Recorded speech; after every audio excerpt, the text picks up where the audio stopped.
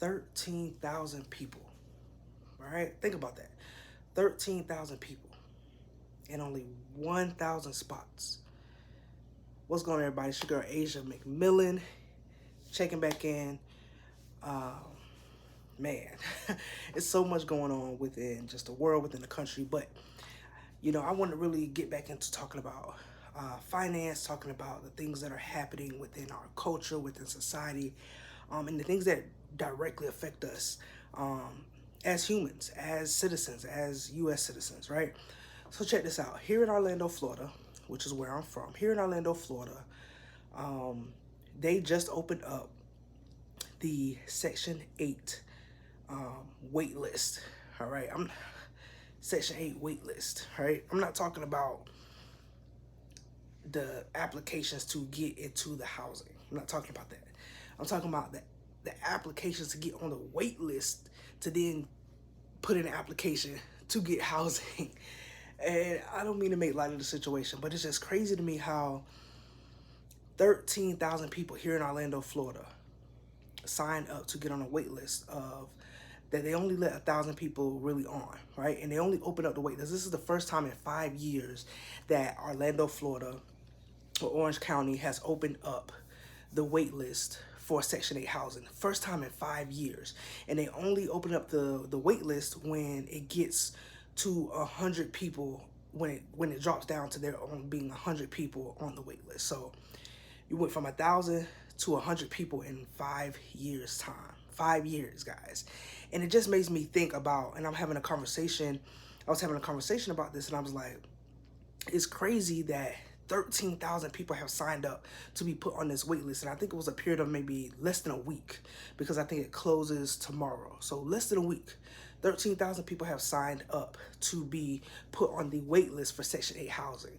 And I was watching the news and they were interviewing a lady, and this is no slight to her because I don't know her circumstances or situation. I don't know what her situation is. She has kids and things like that, but it's just like there are so many ways out here that you can make a legitimate money by using skills, right? Using skills, whether you learn how to be a marketer, whether you learn how to do software engineering, whether you learn how to do web design, web development, graphic design, photography. There are so many different ways that you can make legitimate money out here in these streets that, like, it's just like, wow, 13,000 people signed up to be put on a wait list.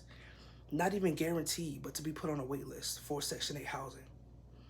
And it's just mind-boggling because people have, people like to say, oh, I'm getting this assistance and that assistance. And this is no knock against anybody, but it kind of is a knock too. Because it's like, why would you want to fall victim to that mindset? And it's like a cycle. I keep saying like, but it's a cycle, right? It's a cycle that we're taught, that's embedded into us, that we have to then, like I said, the only way you have to think outside of the box in order to pull yourself out of the box. And so many people are in the box and have the victim mindset, they've fallen into the box of a victim mentality. They're victim. Instead of trying to think outside of the box in order to pull themselves out, they fall into the trap of being a victim.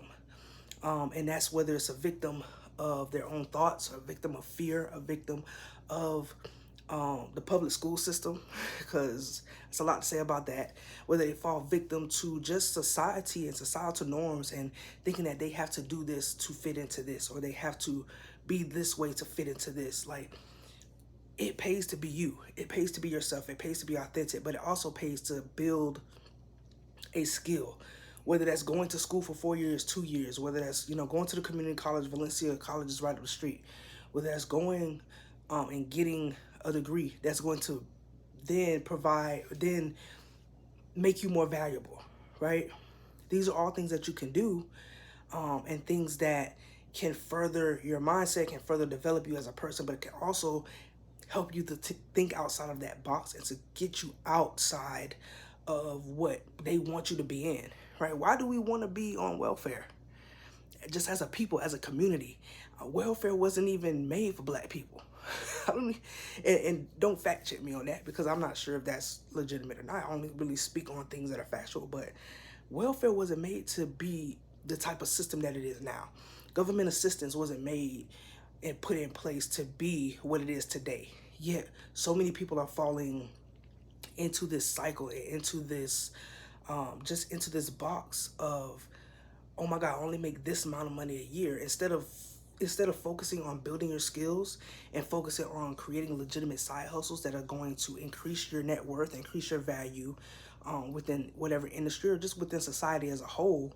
Instead of doing things to build that skill set and to develop your mind and develop who you are as a person, to be able to market yourself to certain industries, certain communities, for certain jobs. Instead of doing those things, a lot of us, a lot of black people, a lot of black and brown people put themselves in a mentality, like they put themselves in a box and they think, oh, I only make this amount of money a year. Well, how can I supplement this with government assistance, right? How can I supplement the money that I make by falling into the trap, falling into what society wants me to be? And I don't want to say, because a lot of people be like, they this and they that, and it's not really they, it's you.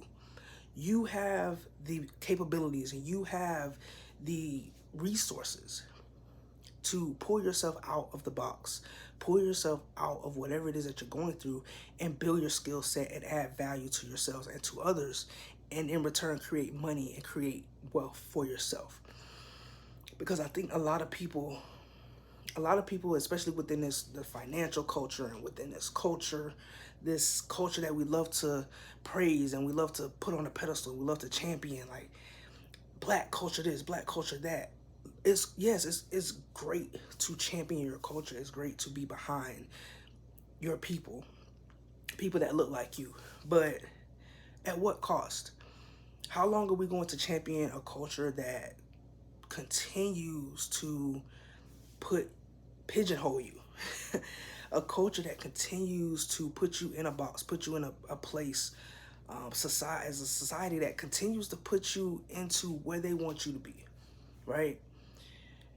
And people who are working, people who are, and this is going to be a hot take because I know a lot of people don't want to hear this, but people who are working in corporate America, people who are putting money towards that 401k, people who are making substantial amounts of wealth and money and revenue are paying taxes for a lot of people, a lot of victims, people who have a victim mindset and victim mentality, to get welfare, to be put on government assistance. And I'm not knocking anybody who's on this now, because again, I don't know your issue, I don't know your struggle, I don't know, your circumstances. Everybody's struggle is the same. But I feel like we're all trying to reach one goal, but a lot of us can't reach the goal of wealth, building family wealth, building generational wealth. A lot of us can't reach that because we're stuck in a mentality that keeps us below where we should be.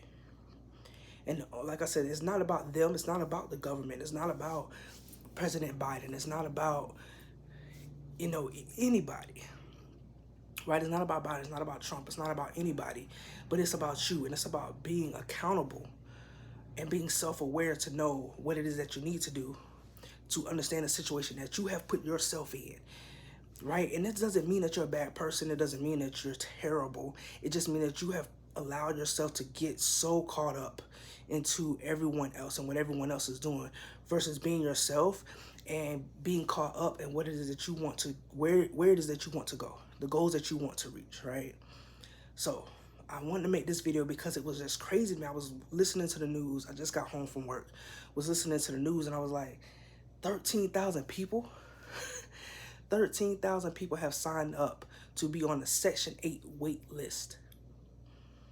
But instead of signing up to be on the Section 8 wait list, they could go sign up for a course or sign up for a class or sign up to get a certificate that's going to teach them and help them build the skills that is needed so that they don't never have to apply for Section 8. They don't never have to apply for welfare. They don't never have to be in a position to where they need someone else to supplement their income, right? It's crazy to me. Like 13,000 people, 1,000 spots, and it literally only opens up at least every 5 years. So just think about that. It's just a little food for thought. So make sure that you're putting yourself into the position that you are not only adding value to yourself, You're becoming more valuable to the world. You are doing things. You're creating videos on YouTube. You are creating courses. You're doing the thing that you love, or the thing that excites you the most, and you're taking that and making it a business. Or you're going to school to be an engineer, to be a scientist, to be a doctor, whatever it is, and you're taking that and you're making it into a business. You're building off of the things you know. You're building off of your skill set in order to make legitimate money, so that you are putting yourself and your family into position to never have to want for anything again. So that's all I got to say. And don't think that I'm, just coming from a place of, oh, you got all this money, because I don't at all. But I've been there. My mom, when she was a single mom, we were on welfare for a period of time, but my mom also thought outside of the box and got herself into a position where she could take care of me and take care of our family, my grandparents as well, take care of us without having to need government assistance. So I've been there, but we phased out. My mom got to a point where she didn't need it no more, right? And that is a blessing. A lot of people think like, dang, I'm making this amount and I don't even qualify for this. That's a blessing. That means you can take what you've learned, take that growth, and apply it to other things, right? And it is what it is. So just wanted to make this quick video just to go over that, because it's crazy out here. I'm very empathetic towards the struggle. Single parents. I come from a single mom, so I'm very empathetic to the struggle that a lot of people are going through. But know that you don't have to struggle. You don't have to waste your time signing up for a Section 8 waitlist that doesn't guarantee you housing for at least 5 years, right? You don't have to sign up for that, but you can sign up for other things that are going to increase your mindset, help you develop as a person, help you develop as a business leader, help you develop within society, and add value to yourself while also adding value to others. So that's my little spiel. Yeah, link in the description for everything you need to know about me. Again, my name is Asia McMillan. Feel free to follow me on social media everywhere at I am Asia McMillan. And if you want to learn more about me, you want to learn more about my businesses and things that I have going on, subscribe to the channel right now. Hit the like button for the algorithm, because there will be a lot more videos coming soon. All right. Love you guys. Check you later. Peace.